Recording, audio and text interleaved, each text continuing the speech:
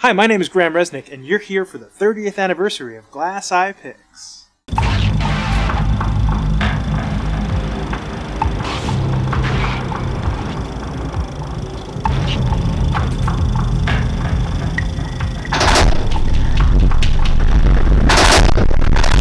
I became acquainted with Glass Eye a long time before I became involved with Glass Eye, because Ty West brought me in.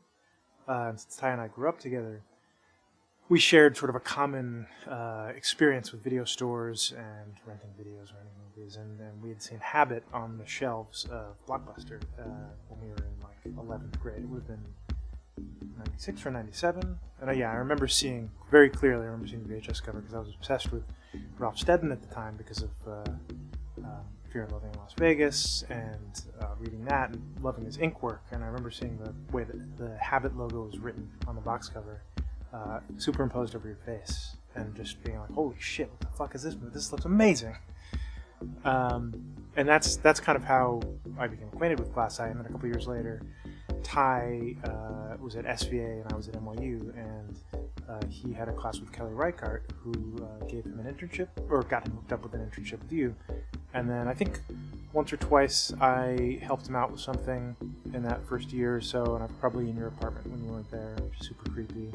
And I can reveal to you now, 15 years later. Yeah, then I think Ty did the Roost in 2003, and when we were in post on the Roost, we were both living in Delaware for about a year, finishing it up.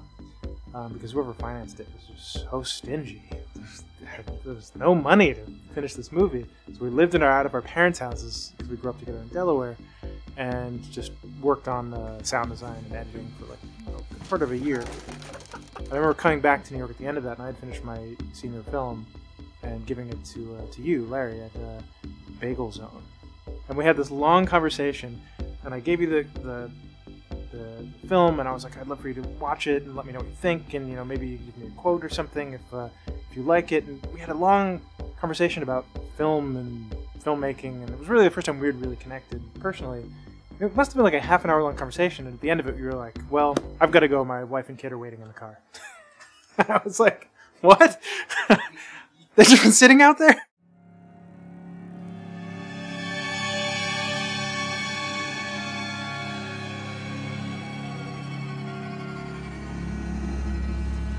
This looks like it just happened. It must have been a big truck to do that, man. Well, I did all my original sound editing in Premiere for all of our short films, so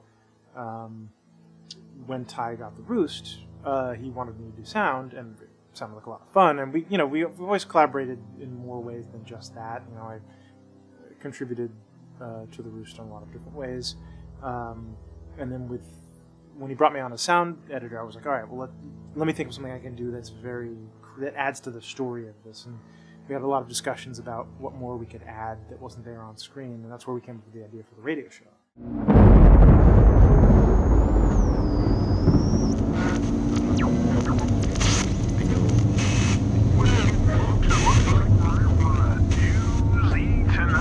The Martinsville Storm Watch is predicting a real soaker.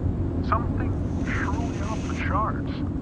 Good news is, though, it won't hit town until late. So all you trick-or-treaters out there, feel free to get the day's work done. So we wrote the radio show together back and forth, like sending scripts back and forth.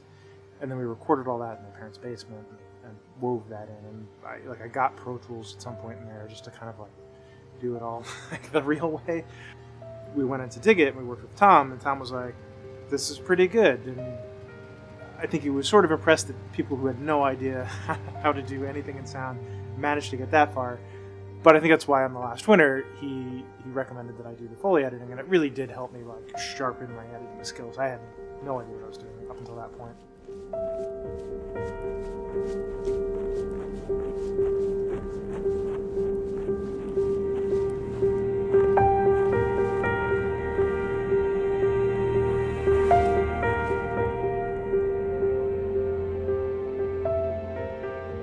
Day one, I remember having to learn time management because I was syncing up all the sounds of the lollipop in Zach Gilford's mouth for like an hour. And then I think Tom came in and he was like, you have a lot more to do. I was like, oh fuck, you're right.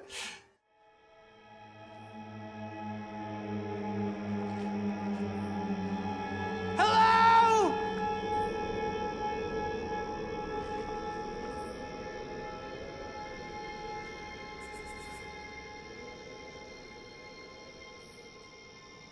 So Ty and I wanted to do another movie, and Ty was sort of probably waiting on The House of the Devil to happen. I think he'd written the script at that point. And it was before Cabin Fever 2. And we thought, what if we did something kind of like Grindhouse, where we did these two movies that, like, we both had ideas for movies that were kind of similar, about three guys going out into the woods and weird things happening to them. And his was a little more straightforward, mine was a little more supernatural and psychological. And we thought it would be interesting to pitch them as like a Grindhouse type double feature, or just a very long film that had two distinct stories.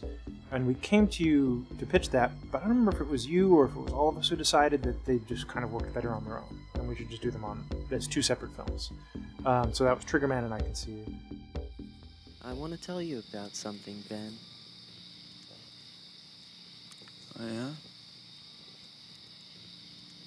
I think it'll help you with your problems.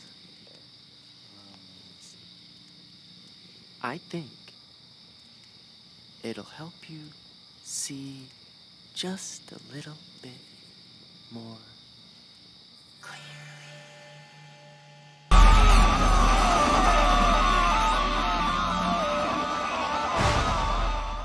I Can See You is a very strange film. It's not for everybody. It's an experimental movie, and it was amazing to be able to make a movie like that, which I think is one of the great things about Glass Eye Pix in general, is that you would take a chance on these stranger movies because who knows why? That's a mystery. It's a mystery to all of us. No, I mean, it was an amazing breeding ground for a lot of us to try out things that we never would have been able to try out with bigger studios or bigger indie producers who, bigger in the sense of like a big, massive company structure, because companies are good at doing certain things, but it's hard to foster the auteur or the individual passionate voice in the arts. It's just a difficult thing to maintain. So we made I Can See You without really any expectation for what would happen out in the marketplace. We just wanted to make it and see what it would be. I also knew that I Can See You, not being for everyone, is a movie that needs a certain amount of priming of the audience. The audience needs to know exactly what kind of headspace they're getting into, and they need a little help getting there. So the 3D film that I did in 2009, it was right at the early wave of 3D. I think Avatar had been announced, but it hadn't come out yet when we shot the 3D movie. I really wanted to try something in that medium because it seemed to me like it was an interesting new artistic medium. And I wanted to just do something very cheap that we could show 5 minutes long in front of I Can See, just to get people in the right headspace. And maybe thematically related. So I remember coming to see you, maybe at Ben & Jerry's, maybe at Nick DiMucci's bar, and I brought my laptop with me, and I showed you a proof of concept I made of the end of I Can See You. So somewhere the psychedelic end of I Can See You exists, and I post-converted it into 3D. And I was like, look, I think we pitched it as like under $1,000 for the project. And we were just going to borrow 2 HVXs and strap them to a board and do all the 3D ourselves, and I figured out that in After Effects you could do this. It was not very hard to do. It took a lot of calculating and a lot of being precise, but it was like the old days of shooting film, thinking about what you're going to shoot, and making sure it's going to work, and shooting it. And I ended up writing a script that was way more involved, but we kept to our budget of like $600, very, very cheap.